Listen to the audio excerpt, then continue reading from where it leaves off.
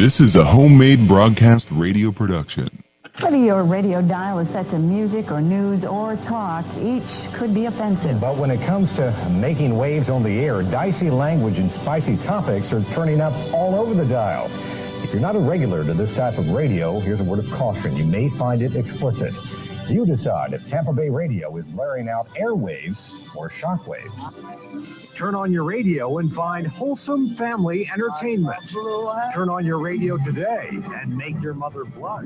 Almost nothing is sacred these days when it comes to radio, except not losing the station's license. Radio personalities are pushing all the limits. You may find the language in this story explicit, but the Federal Communications Commission has never fined a Tampa Bay radio station. You be the judge. Are they airwaves or shockwaves? I don't agree with all of it, but it's very popular.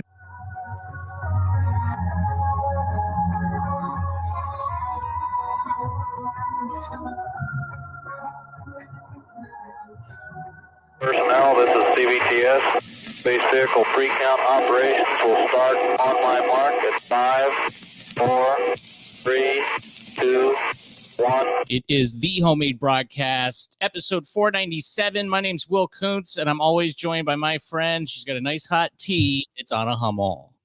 Yes, I do. Hello. Thank you. Welcome back. Thank you. I'm glad you're feeling well enough to do this podcast. Yeah, it started off a little rough. I returned from my mini vacation, sailing the high seas on a Virgin Voyages boat, paid for, donated by my friend Kayer, and it was a good time. I'm back. I did not feel well. I did text you when I got back. It was almost positive, certain that I had COVID, but I think I was just wiped, completely wiped. Did you ever have that confirmed, that theory confirmed, or... At this point, it's useless. No one cares about that status anymore. It is what it is. I was like, look, if I don't feel good, I'll stay home and not go anywhere. Luckily, I work from home during the day. I texted Johnny in the morning and I said, I think I'm going to do the show from home. I might have COVID. And he goes, okay, no problem. But then I ended up going in later in the day. I felt better. It's, I don't know. Have you ever been on a cruise ship? Nope. I don't want to go. Okay. And Chris, my boyfriend, for those that don't know, has been talking about a cruise pretty much since I met him, and I feel like I keep shooting it down because I feel like if you kind of do a bargain cruise, I feel like there's a lot of riffraff on those ships, and I remember Tim Dillon said something. The great Tim Dillon said something about it being a floating toilet. I'm like, yeah, that's exactly just how I feel about it. I'd rather like go to a country and explore versus be on a ship with, 2,000 other people. Yeah. I'm not that's what I really learned from this cruise. Now, obviously, Is this your first cruise? No, I've been on the riffraff cruises a few times, and I was like, I'm never going on another cruise again. But when this opportunity presented itself, it was, a little bit nicer of a line. What was it? Virgin? Virgin. Yeah. And so, obviously I'm not going to, it was free. So, so that's even better. Yeah. I do free things. Yes. Yeah. But I think I learned that I'm not a cruise guy. Why is that? Well, it's like being in a nice prison kind of, the rooms are, now they did have very nice rooms that were suites, but we kind of just had the pleb cabin, which was still nice. I think you got upgraded or something. No, we missed the upgrade. We booked too late to get upgraded. But it was like 2 small beds with me and my buddy Dan, and like we're farting and crapping in this small area. And there's just not much to do. Now there's nightlife that's on the boat, but it's just like, dudes dressed up as chicks dancing around, like literally. There's just like drag queens performing, singing songs, and I'm just like, okay, no interest in that. I don't care if it was girls out there singing songs. I have no interest in that. But so the only thing is to do is drugs. Gamble. Oh, sorry. And drug, drink and gamble. That's essentially what I did for 4 days. So, someone who's susceptible genetically and just by predilection to alcohol, I was doing like fireball shots at 10:30 in the morning and just like drinking till 3 every day. 3 a.m. or? Yeah. Yeah, like going all night long some nights. And then waking up early, taking a fireball shot. That's really all there is to do. You know, there's food and stuff too. The restaurants are pretty good. Still cruise food though. There's only so much they can do on a cruise ship. Why is that? I mean, you can't have a full-fledged kitchen or No, they do. Oh, they had full-fledged restaurants on this. no, I mean, what do you mean it's cruise? What is that? It's just not as fresh or Yeah, I mean, I would say compared to the pleb cruises that I've been on in the past with all the riffraff, it was much nicer food, better quality food. I didn't feel sick after I ate, which was nice. It was kind of hard to get food though. It wasn't like a buffet style, which part of me was like, I wish there was a big buffet of food right here so I could just go. it's always available. Yeah, it's the accessibility that you want. I get that. But also at the same time, I'm like, there's not people coughing and sneezing and farting on this food, so I won't get sick when I eat it. Mm-hmm. It's probably for the best. But yeah, it's funny because I was talking to my buddy Dan about it, and he was like, you didn't have a good time? I go, no, I had a great time. I just don't want to do it again. You know, I don't want to go on a boat on a cruise ship again. He goes, oh, that's weird because I love it. And I think it's just a personality trait. Either there's cruise people, cruise people, that type of thing. Now, can you not be a cruise person, but you've never been on a cruise, but everything about it is like, I don't like that stuff. I wouldn't want to. I avoided my pool, Will, that I lived at. I lived in an apartment complex, and I believe you went to the pool. We like sat around the pool maybe one time. And I lived there for 7 years, and I probably hung out there, I'm not kidding, 5 times. That's pushing it. Because there were often other people there. And by other people, I mean more than one other person there. And I'm like, oh, there's people at the pool, so I don't want to go to the pool. But on a cruise, I feel like the pool, or maybe pools, are like a central community area where most people hang out during the day. And that would make me not want to hang out there. Yeah. So. Yeah. The cruise is very similar to that. I didn't go in the pool on the boat once. I mean, did you hang out at the pool? I feel like no. There was no hot people on this cruise. Well, I mean, wasn't there some sun? I was more like, is there sun and you're drinking in the sun? Yeah. I mean, like they let us off in one day it was Bimini. And they took us to like their private beach, and that was awesome. That was probably the best day. Okay. And then we had is that the picture that I saw on Facebook? Yes. Okay. That was a good group pick. That was a solid group pick. Yeah. Johnny said it looked like an Old Navy commercial without the I was like trying to be like, is that sheep? Oh, that's nice. Like, is that Dan's girl? Nope. Yeah. No, it was there were some people there that I knew, and it's mostly like kind of my buddies' friends, but we're friends too. But like we've only met each other in person, hung out a few times, always had a good time hanging out. I kind of had an incident where I thought this dude was joking, but it turned out that he wasn't. Ooh, that can be tricky. Yeah. So the first night we went to this place called Gun Bay. It's a Korean barbecue place. And in this place, now this is funny because I'll tell you, well, let me just tell you what happened. There was a game that was played at this restaurant where everybody pounded a table and yelled Gun Bay, and then they pointed you and you said a number and then you had to divide by a certain number. I didn't know how to play. I was way too drunk. But of course, at an Asian restaurant, they want to play math games. But go on. Yes, exactly. And it was an Asian waiter too. I don't know what division he was in. I don't know if he was Korean or Japanese or what, but I know he was division. And the guy who said this is Korean, and he goes, I kind of felt microaggressed in there. And we thought he was kidding. Oh, you mean like one of the people in your party? Like, yes, okay. Yeah. And we laughed about it and thought I was like, that's a good joke. You're Asian. It's a funny joke. Yeah. Later we found out that he wasn't kidding. And he kind of gave how did you find out? Because the next day we flat out asked him. He goes, oh no, I wasn't kidding. We're like, oh, oops. Apologies went around. Way to go, white people. So I said, well, he goes, imagine if you're in an Irish bar or German bar and people are going, cheers, cheers, cheers. Oh my God. And I did that. I imagined myself in that situation and I went, that's fine. You should have been like, I get it. That was That's ridiculous. a little weird. Okay. So then I actually got microaggressed at this restaurant though, because I showed up, I had to find a bathroom. It's a whole other story. It was kind of tough to find a bathroom. It's not labeled pretty well. I was also drunk the entire time, so maybe I just wasn't looking close enough. But anyway, I came back. It was my turn to order. I'm rushing to find something, and the waiter goes, "You want chicken with sauce?"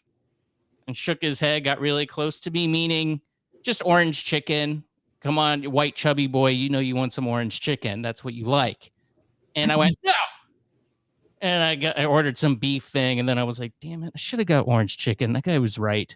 I love orange chicken. And I didn't get any. And it looked so good too. But you know, so I got really I kind of got microaggressed. Wait, what did this have to do with the bathroom? Because I went to the bathroom and I showed up late to order. Oh. And I was in panic mode at that point. I got and you. I was like, you want orange chicken? Yeah. So, and then before that, I said something too, and the guy that got microaggressed was like, so I have fancy friends too. Some of the Indian couple that was there, Shiv and Aparna, his beautiful wife, they're Indian. They're very fancy folks. Okay. Oh, I know. I mean, I've never met her, but I did meet him. And I remember we were at a barbecue, and I think he brought like his own pots and pans. Yes. To make like a prime rib. It was some Wagyu prime rib. Right. It was a fancy cut of meat. I remember. Okay. $1,000 piece of meat that he brought his own sea salt, I think. Yes. Like, okay.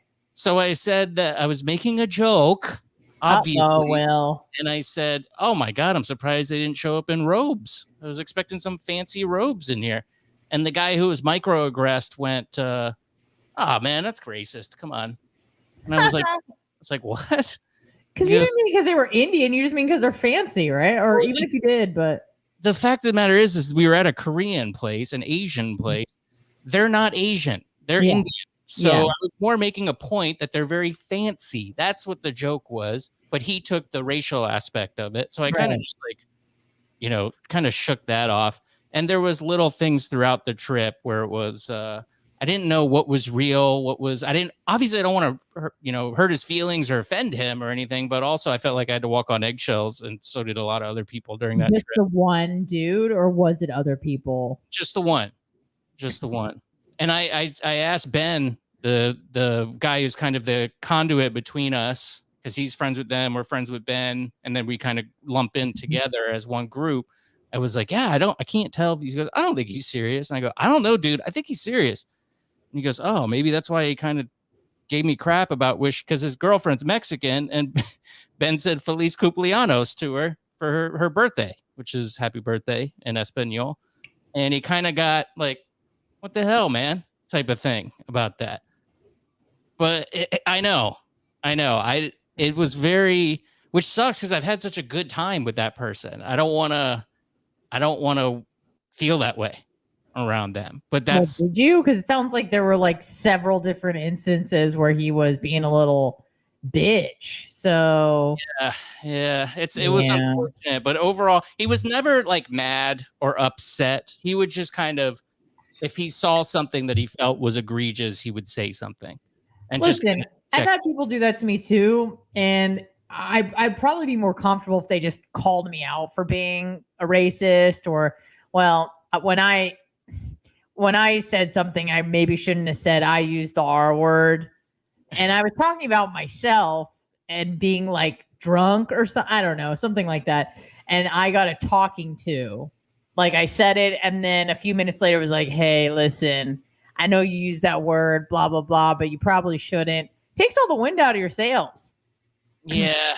I had a moment like that with when I was doing the medical show that I do, the brokerage show on Saturday mornings. I had the guy in from the oh crap, I can't remember his name on the top of my head, but really good guy. But he was like the chairman of the Tampa Bay Down Syndrome Association, and it came into that word is never appropriate ever.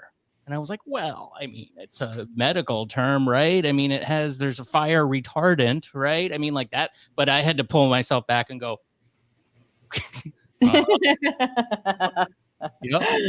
Just not to ruffle any feathers there, or, especially for a show like that. If it was the Johnny B show or something, or this thing, maybe I would have pushed back on that a little bit. But yeah, I mean, the thing with words is that you could just use other words that mean the same thing. So Right. what's the difference? This is where we're at with our society and culture now. Instead of R word, I say low IQ now. But guess what low IQ means? Yeah. Well, so. Bubba, and by proxy me now, instead of saying the R word, he goes, well, he was a little brr, brr, brr.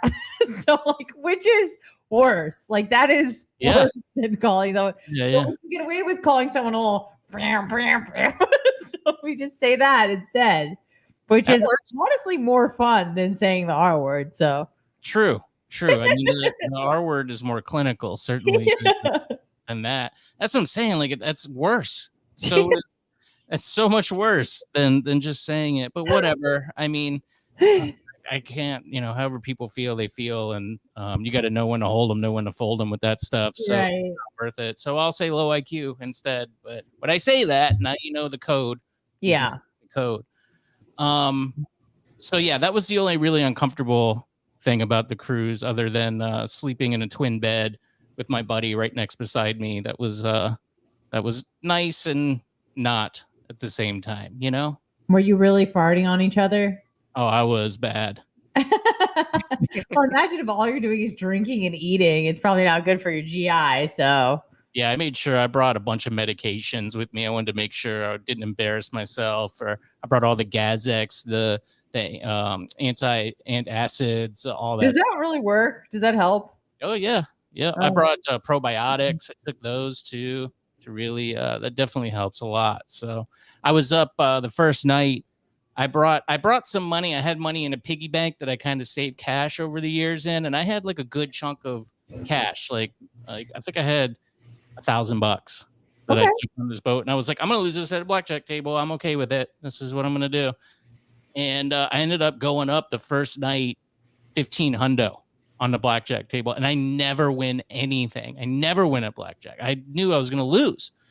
So I told everybody, texted, a lot of people, my mom and dad and stuff, and they're like, stop playing. You won. Don't play anymore.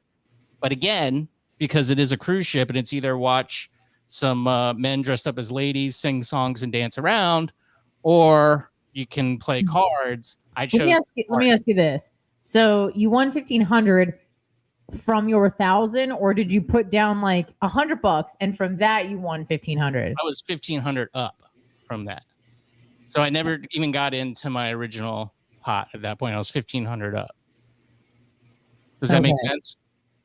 So I had my 1,000 and I had 1,500 on top of that. Okay, I got you. What I did was I just played $500 because it was 4 nights total. So it's all gone now. I think I came home with $200 extra than what I left with. Oh, okay. All right. So you're still up at the end of the day. Yeah, a little bit. The 1,500 would have been a lot nicer. However, what else were you supposed to do on the cruise? Yeah. You didn't hang out by the pool at all. No. But you did have a beach day or two, so I guess that's all right. We had beach day. We did Key West one day. Walked around, Duval and stuff. That was cool. I love Key West. I'm actually going back there in December, so you should go to that. Yes, I believe your girl is turning 30, the big 30. Yeah, and you'll be 39. Yeah. Hurts real bad. Yeah, I feel like you just turned 35 last week when you had the kickball deal. Yeah, I think I'm going to do another kickball game this year. Really? I think so. Oh, fun! And I think that out ASAP. Oh, is it the 23rd or 4th is Thanksgiving? 23rd, I think, is Thanksgiving. Okay, so your birthday is that Saturday. Is that Saturday? So that'd be a good day to do it. I think that's actually a great day to do it because everyone's going to have that weekend off anyways. Yeah. Like Thursday to Monday, pretty much. So I should actually probably figure that out as soon as possible. All you have to do is, I think, call up Parks and Rec service and, make available a field. Yeah. But we did that last time, and really the only thing was they were supposed to open a bathroom, and they just did not do that. Oh So- yeah, I definitely tinkled. I feel like I tinkled somewhere I wasn't supposed to. Oh, I was For sure. all over the field. All over. Yeah, I mean, but a field is open, so you're trying to get a little bit of privacy. But I did something like naughty. I feel like I remember. You did number 2s out there. No, I didn't do cat. number 2s. Thankfully, that would have been really bad. But I don't like. I feel like I didn't wipe or something. Like I did something gross. Well, I Sorry. mean, you're sweating and stuff anyways. It doesn't, it all kind of accumulates together. I know. But I didn't. Yeah, I was just like, ooh. Yeah. So Yeah.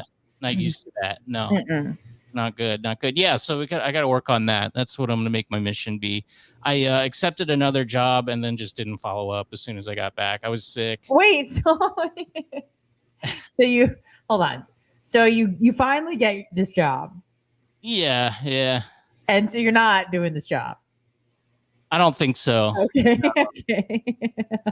It was like, it's not like a job that's lucrative. It's a really No. menial wait. And listen, no disrespect to anybody out there. You know, you got to do what you got to do. I hear that. It would have been good for my bank account to have a little bit extra, but also, you know, it's not going to be that much extra. So I'd rather spend my time looking for another thing. I think. Okay. You know, the cruise was a big wake up call. I do feel bad though, because I went through the whole process, and then just as soon as I got back, it was just like, Nah. What do you mean it was a wake up call? Just because you felt like a degenerate when you got back, or? well, I was sick when I got back, so I Yeah. didn't. You know, I think I was supposed to show up on Tuesday, and I was sick on Monday, and then they called me on Tuesday, and I just didn't answer. Yeah, it So- happens. Yeah, not good, but whatever. Mhm. You know, speaking of cruises and just living a life of degeneracy and fun, what about oh, sorry, I thought that was I do have a phone call, but I hope it's not important. What about mimosa bars and all you can drink mimosas? Are you a fan of those at restaurants? No. Why? Because usually I want like a mimosa, maybe two, but I typically don't want bottomless. And It's I not know where worth this story is going. It's not worth it, right? Because you have to No. drink a lot in order to get For it to be worth it, yeah, because it'll be maybe $5-6 for one, and maybe I want two, but it's $20 bottomless. So it's like, well, I don't want $20 worth. So usually I don't do that. If they had bottomless like vodka sodies, that's probably where I'd run into issues. But thankfully they don't do that. Well, it's usually way more than that too. It's not $20 generally. Sometimes I think cheaper places they'll do like a 20, or I'll usually see $20 bottomless mimosas because they know bitches can only drink like maybe 3 or 4. Because you got to think mimosas has bubbles in it. So like it fills you up on top of all your food. So most of the time you can't really put down more than 4. But anyways. Well, I saw these on the cruise. It was all you can drink beers and, you know, mimosas and stuff. And it was $50. And I was like, well, that's insane. I don't think I'm going to be able to drink, you know, $50 worth of booze. Even me. By the time I leave this restaurant, that just seems like a waste of money. But I think people are tightening, you know, their budgets now. They're not going out as much. Obviously, things are more expensive. We're on the, you know, verge of World War III right now, if closer and closer every day. And people are really picking and choosing their times where they go out and spend this money. And I think that when people go out, they take advantage and they get these things. They pay the $50 and they'll probably sit there for hours and hours just drinking and drinking and drinking. And then many times it would appear that people are over serving themselves, which is what you're supposed to do when you do these all you can drink things. But there's this one place, I thought it was here. It said Bay Area restaurants charge $50 vomit fee for a guest taking it too far. It's actually San Francisco. Oakland, the other Bay Area. Yeah. Yeah. Kitchen Story in Oakland's Rockridge neighborhood and Home Plate in San Francisco's Marina District are charging a $50 vomit fee for anyone who throws up in the restaurant. A sign posted at Kitchen Story says, "Dear all mimosa lovers, please drink responsibly and know your limits. A $50 cleaning fee will automatically be included on your tap when you throw up in public places. Thanks for your understanding." I think with it not being here and being in San Francisco, it might not even be the booze. It's probably like fentanyl or something, or heroin. Everybody's on that drug over there. They're all I don't know if slumping. that's going to make you throw up, though. I don't know. Are they going to charge you the fee if you're a lady about it? Like, and you throw up? Because I've done that before where I throw up. I didn't make a mess. And it was fine. Well, it says throw up in the public areas. Oh, okay. Yeah. If you go in the bathroom and vomit, Yeah, and I've then done you that before. purge, and then you come back and order another mimosa, I think you're in the clear. Yeah, I think so too. It's just the fact of, just vomiting, like turning your head vomiting and then ordering another one. But here's the thing, though. The fact that this has now become a rule means that people were doing that on the regular. Yes, that's exactly what that means. Because there's no way that this just happened organically. This was somebody who turned their head, vomited, and then put their hand up and requested another mimosa. And service is king right now. You have to serve the patron. The money's flowing like it used to be, even in San Francisco. And they had to give it to them, but they had to make these rules. They had to get together, have a meeting, and say, how do we get people to stop turning their head, vomiting, and then ordering more? Vomiting on the table and then ordering more. Yeah. So I don't know how much a mimosa, all you can drink, tour is in San Francisco, but I would imagine it's probably more than $50, or maybe it is $50 and they just add another one on top to kind of keep people from turning their head, vomiting, and then ordering more. I would say that bottomless mimosas in San Francisco probably average about $40 to $50. Yeah. That seems right, because I think it would be about the same on the cruise ship, right? And that's what it was on the cruise ship. It was an open bar? No, that's the only thing on the cruise that you had to pay for was alcohol. So when you went to the restaurant, do you tip? Like, how does that work? I think you can if you want to, but you don't have to. All right, everything's just included. All right, nice. And I did not. I opted not to tip, but they said it's option. It's an option. You can if you want to, but you're absolutely not expected to or anything. Mm-hmm. I don't know. 72. Oh no, sorry, I was going to give out my cell phone number. 813-693-2124. Voice and text line if you want to get a hold of Anna and myself. thehomemadebroadcast@gmail.com is the email address. You can follow me on social media, home_made_man. Anna, you are still off of social media, right? Yeah, I've been going on Facebook just to, I don't know. Today I was perving on people that I knew in high school or knew it through dance through my mom. I was looking up weird stuff today, see who had kids, see if they look better than me because I haven't seen some of these people in about 20 years, and I was just curious to see if they look better than me, and surprised they don't. So but no, I don't post anywhere for any reason unless it's with the Bubba Army. So yeah. That's good. What else happened while we were gone? I really did a pretty good job off of staying offline during my escapade there, but I found out that the Holy War has started. Yes, it has. And what's your thoughts on that? I mean, what thoughts are there to be had? I mean, you know what? Honestly, that's a good question, Will, because a lot of people you think would just be in support of not killing innocent lives. But apparently it seems that a lot of people have been sympathizing with the aggressors, which to me was super disturbing. Is hearing and seeing some of the things that were being said in Temple Terrace, New York City, Sydney, Australia. I've been following this pretty closely, and it's pretty mind-blowing because you know me, Will. I'm the type of person to be like, racism, this, that, the other. But when you hear people start chanting "gas the Jews," you go, okay, maybe anti-Semitism is still somewhat alive and well. Okay. So, that's kind of a disturbing and unfortunate thing to realize, that people in the 21st century in 2023 still find this kind of behavior like justified and acceptable. I don't understand any way you cut it.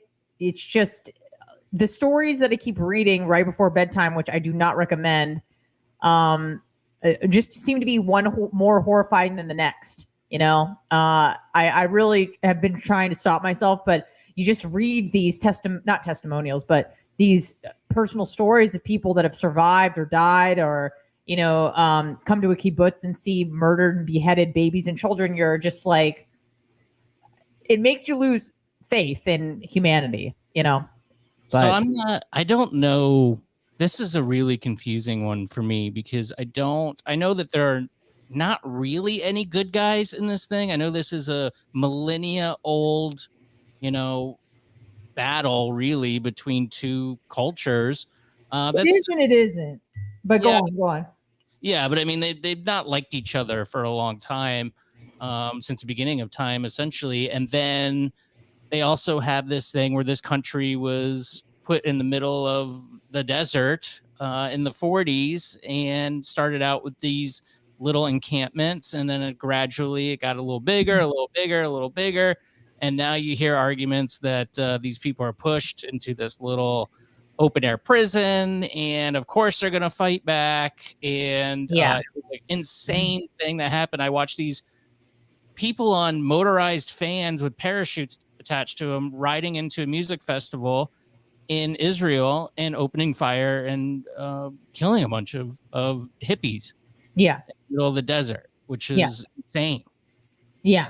And I'm sure you saw some of the footage where they're just dancing. It's like 6 a.m. and in the distance, you could see the paragliders about to come in and take it from, you know, probably an awesome experience. They're probably all coming off or on acid, just tripping, having a great time, to some of them, their lives being ended, limbs being shot off, seeing their friends and girlfriends and boyfriends dying in their arms, like just had no idea of the impending doom that was about to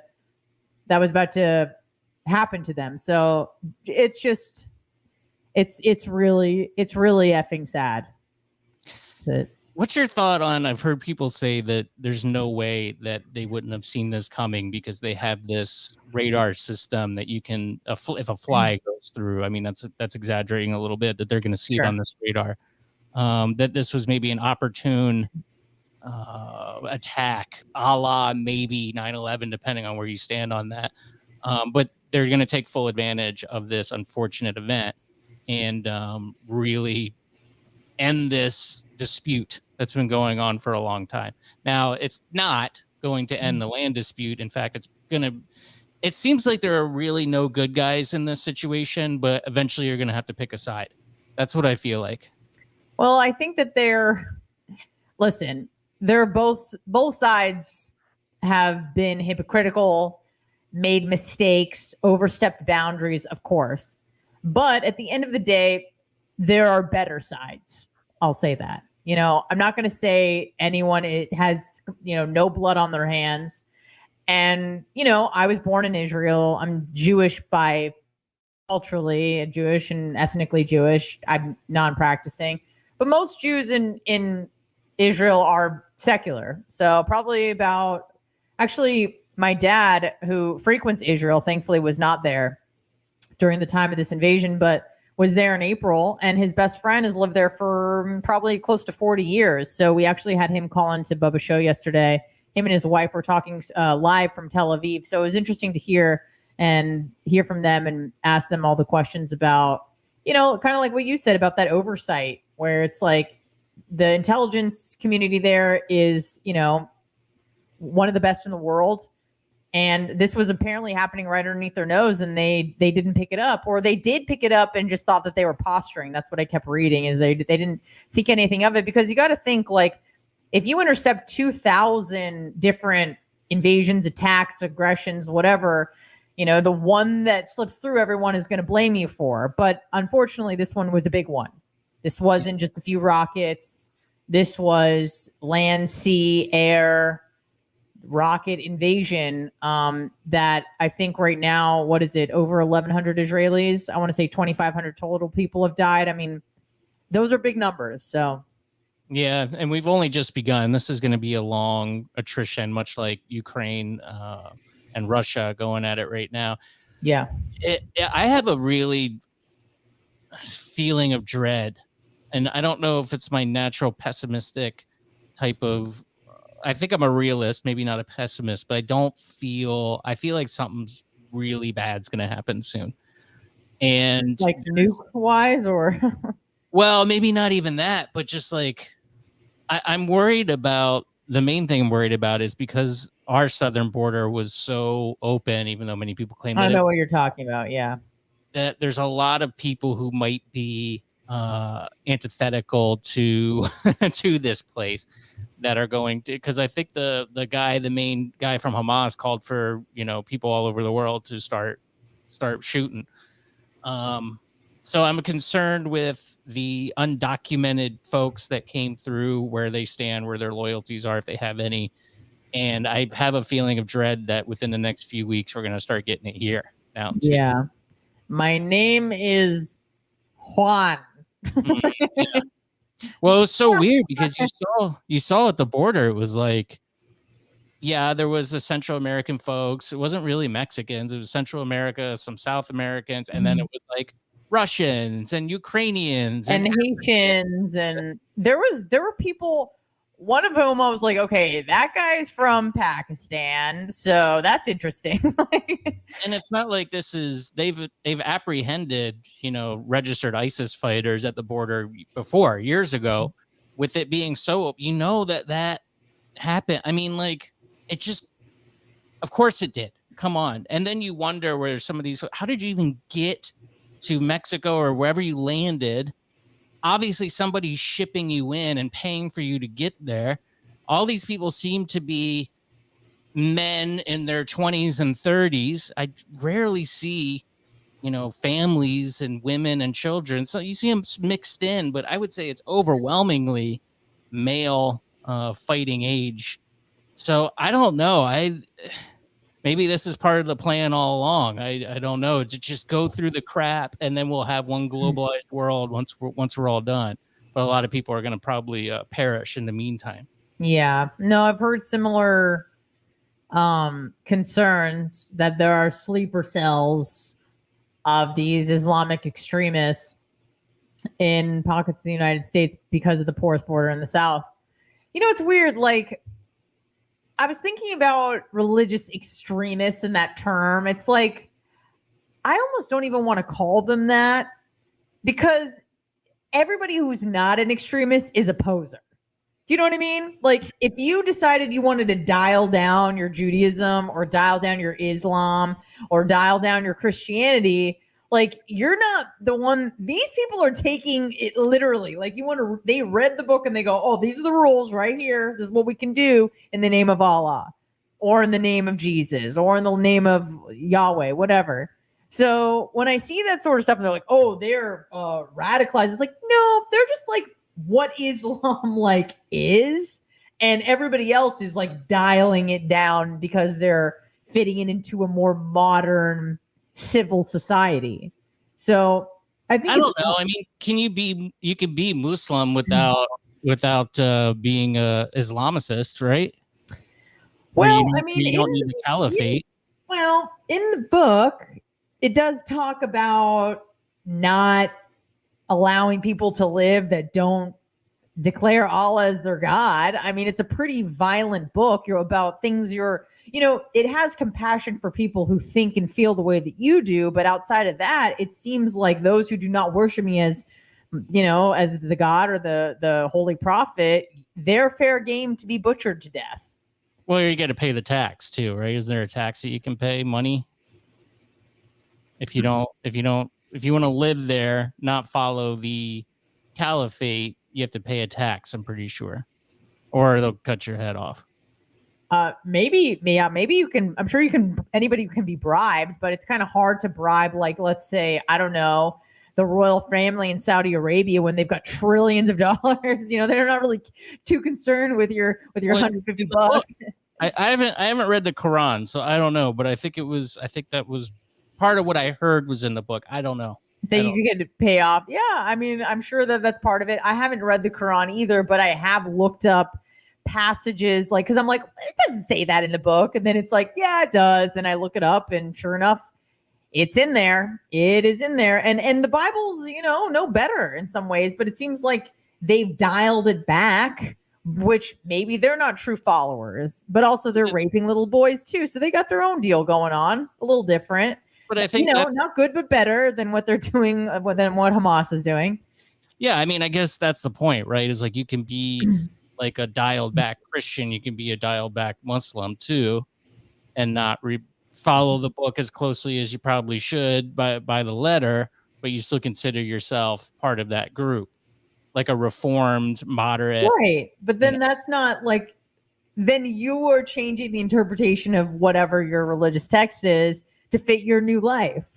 Okay. Again, that I'm in favor of that, but again, because I'm an atheist, I'm like it's all BS. Like you're just cherry picking, and thank you for cherry picking and not killing people off the street anymore. But also, it's all dumb. It's cherry picking my head off its body. Yeah. Yeah. So I guess I get what you're saying then, that everybody's kind of a poser then, not really following the letter of the law in their book. And those that are the evil ones. So right. You want to say that like Islam isn't violent. It's like, okay, have you read the book or have you at least investigated into what it calls for, what it says? And again, like I said, the Bible's no better. So, but thankfully it seems like much of the Western world has dialed it back big time. So yeah, at least for that. I don't know. I listen to, I'm pretty like, what's the word here? Not unbiased. I definitely have a bias to everything, but I've listened to people on both sides, very fine people on both sides, and I see their points and their arguments, and I don't know where to go with this one. I don't know whose the right one. Like I said, I feel like there's nothing but bad guys, but we're kind of going to be forced to kind of pick one of the bad guys to join up with at a certain point. Worldwide, where we're kind of splitting up into factions, countries are kind of jumping in here, picking their sides. I would say China is probably going to go into Taiwan within weeks. I mean, why wouldn't they right now? It's now America's on the hook for this war in the Middle East now, obviously, because we're a strong partner of Israel, maybe the only one in the world. And so obviously going to be busy with that. We're already busy with Ukraine. And I don't know. I think this is probably going to be one where boots are going to be on the ground for America again. We're going to be back at war in the Middle East. And who knows? The other one went 23 years, I think. This one will probably be something similar to that. Generations of people fighting in this thing. And hopefully, hope to God, that it doesn't end up with hellfire raining down, nuclear arms on society and civilization, and just totally ending the whole thing. Because this one is the one, right? This is the biblical one, the war in the Middle East, that God comes back supposedly at the end of this one. Yeah. When we talked to the Israelis yesterday, my dad's friends, they were very concerned about Iran. The involvement in Iran, because the Israelis can handle the Palestinians. Like they can level it. The Israelis have nukes. They're often pulled back because of the international reputation that they have of being oppressors and the Israeli apartheid or whatever. So, they could easily pull back or easily demolish them, but they don't because, most Israelis, they're a democracy and they act civilly. When they go in, they usually try not to, they don't seek out women and children. They try to find out where the militant strongholds are and target those. Yes, there's collateral damage. Yes, women and children are going to die, of course. But they don't seek it out. They're not taking hostages. They're not doing any of that sort of stuff. They're not doing like crusade level medieval kind of stuff where they're decapitating babies and then putting it on Twitter for everybody to see. So, we're kind of dealing with a different set of rules. This isn't really the rules of war. The last time that there was a huge conflict, the Yom Kippur War in 73, Egypt and Syria invaded on Yom Kippur, the holiest day of the Jewish calendar, because they weren't expecting it or whatever the case may be. Everyone's fasting and hungry and praying. But that was army versus army. You know what I mean? Like those were two militaries fighting. It wasn't boots on the ground, killing people at music festivals, going into homes, taking children, taking hostages, chopping off heads of babies. This is kind of a level of violence that even most Israelis who have seen many wars and been part of many wars have just unfathomable, like have not seen. They're like, we've never seen this level of massacre before. Just absolutely gruesome medieval type stuff. So, the Israelis, I'm sure, have done things they shouldn't have done, but I don't think there's really anything that can justify people going in and slaughtering infants. Like, I don't see any justification for that. And that's not just because I'm a Jewish person or because I live in Israel. That should just be a blanket statement. You go in somewhere and you start decapitating babies on a kibbutz that have done nothing wrong except be born. That's some next level ish. So yeah, that is horrendous. Grandma and then posting pictures of her dead body on Facebook, and that's how her family finds out she's dead. That's next level kind of stuff. So it's not. I certainly wouldn't put it past young men who are propagandized like that to do a heinous act like that. I just know that there's historical receipt of sometimes atrocities being documented, presented to the world, and then them being fabricated as well. So it's really hard for me to just, I know it's been confirmed by some news agencies, but I go back to, Twitter's good with this stuff, with bringing things to your memory that you probably forgot about. I was a little kid during this time. And when the Gulf War I started, there was testimony by a woman who was anonymous, a girl, who said that Iraqi troops came in and started killing babies in an NCU unit. And that's kind of started the vindication to get boots on the ground in Iraq. Found out later that this was, fabricated by the Kuwaiti ambassador to the United States, and it was his daughter that testified it never happened. Did this thing happen with the babies? It very well could have. I could totally see it happening, and I would not be surprised. But when you get, I don't know, I just say, just be careful. They're trying to grab your emotion, and that's something that will really grab your emotion. And it's really hard. I think you just got to be level-headed and go, okay, I don't know, and let's not jump to any conclusions here. But even you were assuming that story was fake after that woman came forward and said it wasn't true. Like that could be a cover up. Like you don't know anything. Like you don't know anything. Like, so to be like, oh, well, they came out and they said they lied, so that was really the truth. It's like, okay, yeah, you don't know. Sure, absolutely. Was I there? Did I see decapitated babies? No. Am I going to seek that stuff out on the internet? No. And even if I did see it, how do I know it's real? I understand all of that. But on some level, after it's been verified by multiple sources, you just, again, I hate saying you have to assume sometimes it's something that you read is happening. People are dying. There are people in hospitals that are missing legs. And again, maybe it's all a psyop. I can't guarantee 100%, but I truly don't feel that it is. Just because there's so many confirmed cases and testimonies of people and people in hospitals that are getting interviewed and saying that they pretended that they were dead and hid under other dead bodies so that they themselves wouldn't be murdered. So yeah, you never know. I agree with you. And there was a moment where I wanted to like yell at you, but I'm like, Anna, stop. You're right. You don't know. You never know, ever. But if we can just assume that what things are happening are true, then I think it's safe to say that there's a better side. There's a again, Israelis are not completely, there's blood on everyone's hands, of course.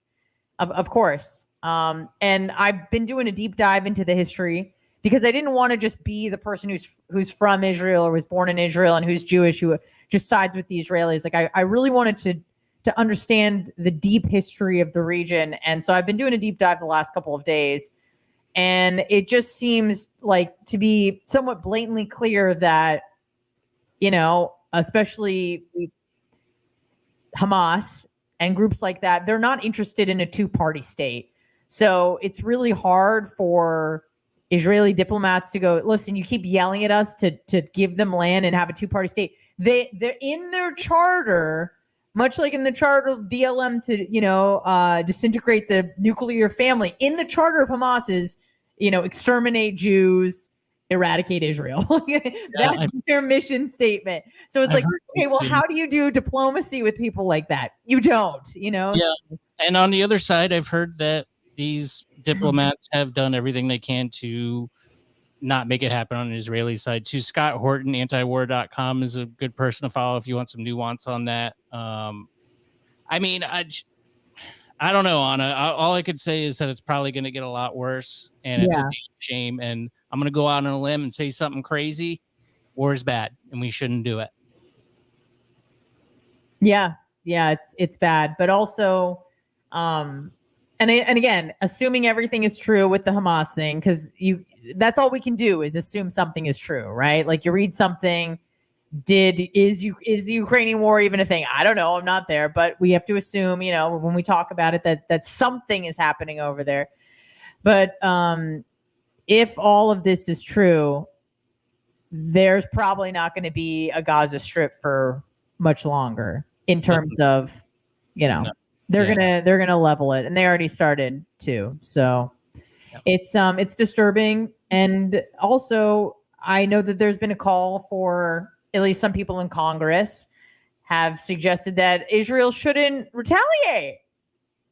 Well, that's how it's being covered. And this is and I saw a lot of similarities. I know we're just about out of time here, but I see a lot of similarities. This is why I don't trust the press, because they're covering, I see a lot of similarities between Israel and the United States. And I see it in places like, I've seen how they cover Israelis' atrocities, where they go, they shot a 14-year-old boy, and then you find out that he was stabbing people or had a bomb strapped to him or something. Or and sometimes maybe not, but I know for a fact that you check in on some of these things a little bit down the line, and you see that they're not really telling you the truth about that situation. And then you see instances here in the United States with like Jacob Blake, for example, in Wisconsin, where they shot an unarmed person of color again, and then you find out that he had a knife and was trying to kidnap his children. So there's just a lot of similarities with how media covers these things, and they seem to be in the pocket for certain alliances in some cases. And it's not the act of terrorism that happened, it's the response that's the real issue, because Israel has their superpower, really, at least their military. So, and these guys have paratrooper, they have fans strapped to a parachute with machine guns, and these guys have, phosphorus and nuclear bombs. And so it's not really a fair fight necessarily, but I don't know. It's bad. It's going to get worse. And I hope that we're around next week to do another podcast. Anna, thank you so much for your time. I hope you enjoy your karate class. And I think we're going to do Monday next week, right? We will talk about that. Okay. We'll talk about that. So nothing in stone yet. We're talking about maybe going to Mondays, but we'll keep you abreast of that situation. Anna, thanks so much. Thank you. Talk to you soon. All right. Bye. We'll be live, Johnny B Show, tonight at 10 p.m. I hope you'll join us then. And then Thursday, no Lightning game. So I'll be live by myself on Thursday on the Bone, 8 to 10. Friday, we got VIP, which is a restaurant, a very good Mexican restaurant, one of my favorite places. So hopefully you'll join us then, where we eat food and you get to listen on the mics, because that's what people like. Follow me on social, home_made_man. We'll talk to you tonight, 10 p.m. See ya.